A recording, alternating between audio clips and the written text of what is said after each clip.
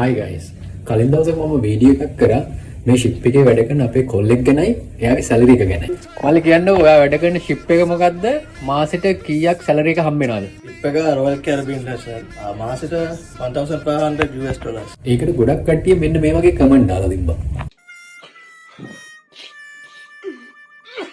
ඒ comment වල reply එකක් විදිහට තමයි මම මේ වීඩියෝ කරන්නේ ඒකේ. ඒකේ මල්ලිගේ පළවෙනි කොන්ට්‍රැක්ට් එක ඒකේ ස්ටාර්ටින් සැලරි එක තමයි $1,500.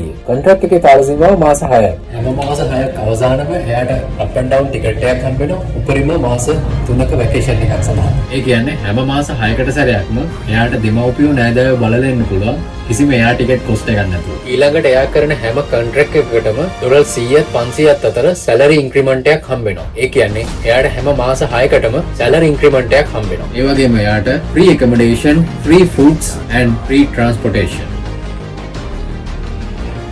නෑ වැඩ කරන කාල සීමාව පුරාවටම full medical coverage එකක් හම්බ වෙනවා. ඒ වගේම $1 මිලියනයක ඉන්ෂුරන්ස් එකක් තියෙනවා. ඒ කියන්නේ වැඩ කරන කාල සීමාව අතරතුර කිසියම් අනතුරක් වුණොත් $1 මිලියනයක් දක්වා වන්දියක් ලබා ගන්න පුළුවන්. ඔයාලට තාම හිතනවා නම් මේ facilities and benefits මදි කියලා පල්ලෙහෙන් කමෙන්ට් එකක් දාගෙන යන්න.